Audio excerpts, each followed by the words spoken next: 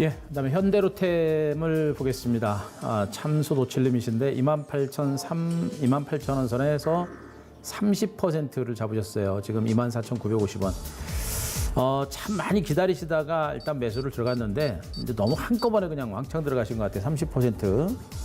30% 매수하시고 비중도 적지 않은 상태에서 지금 추가 매수까지 고민을 하실 정도인데 급하게 들어가신 거예요. 급하게, 그러니까 매수할 때도 여러분들 매집이라고 하는 게 있잖아요. 조금씩 분할해서 매집하고 선침해하는 그런 전략인데 제가 보기에는 뭐 매수 타이밍이 그렇게 나쁘진 않아요. 나쁘진 않고 굳이 뭐 여기서 한 종목에다가 뭐 30% 이상씩 몰빵할 필요는 없습니다.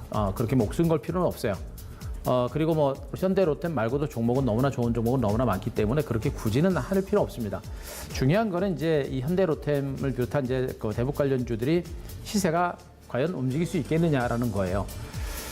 이 대북 관련주들에 대해서는 제가 또 이제 미니 강의 통해서 또 한번 설명을 드리겠습니다만, 대북 관련주들의 가장 키포인트는 뭐냐면 북한이 과연 비핵화를 하느냐 마느냐, 이게 제일 키포인트입니다. 만약에 북한이 여기서 비핵화를 안 한다라고 한다면 어떻게 됩니까? 이거는 대북 관련주뿐만 아니라 한국 증시 전체에 엄청난 악재가 될 겁니다.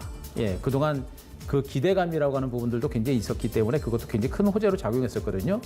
자, 그랬던 부분에서 만약에 비핵화를 안 하겠다라고 한다면 그거는 굉장히 큰 악재가 돼요.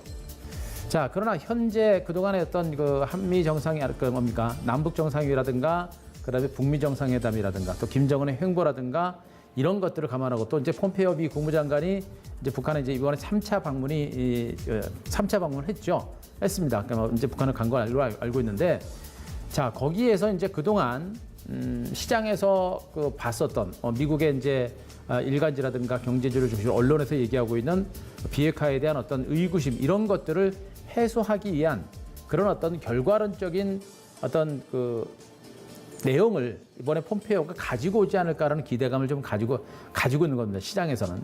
결국에는 저는 뭐 아직까지는 이제 북한의 비핵화는 추진이 될 수 있는 가능성이 여전히 높은 것으로 보고 있고, 또 그동안 주가가 너무나 많이 하락했습니다.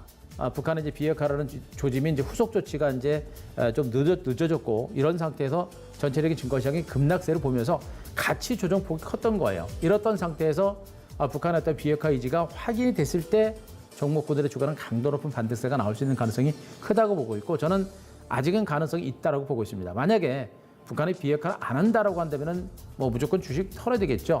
그러나 비핵화가 여전히 진행될 거다라는 증거가 하나씩 나오게 되면 주가의 반등도 좀 더 충분히 나올 수 있을 거로 보고 있고요.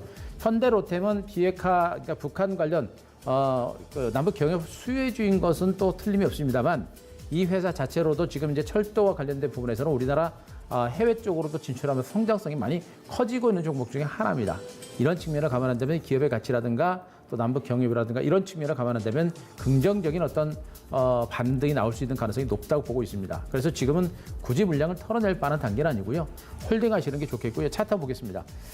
자, 지금 저 대북주는 제가 뭐 항상 드리는 말씀이면 차트 보고 대응하는 건 아니에요. 차트 보고 이 이슈, 그 빅 이슈가 있는 종목들은 차트를 보고 대응하는 게 아닙니다. 말씀드렸듯이 재료라든가 이런 걸 보고 대응하는 건데, 굳이 차트를 본다고 하더라도 주가가 고점 대비 엄청나게 많이 하라 그랬죠. 그리고 과거의 주가 바닥권 수준까지 거의 다 와 있는 상태입니다. 이런 구간이기 때문에 굳이 물량을 털어내기보다는 일단은 저는 홀딩하시고, 비중이 적지 않습니다. 30% 비중 적지 않기 때문에 홀딩하시고, 너무 단기적인 관점보다는 중장기적인 관점, 북한이 비핵화를 하지 않는다라는 그런 극단적인 악재가 나오기 전까지는 비핵화와 또 북한의 이제 개방 정책이 유지가 된다라는 그런 그 펀더멘털이 있는 한 중기적인 어떤 반등 가능성이 있다, 이렇게 해석하시면 될 것 같습니다.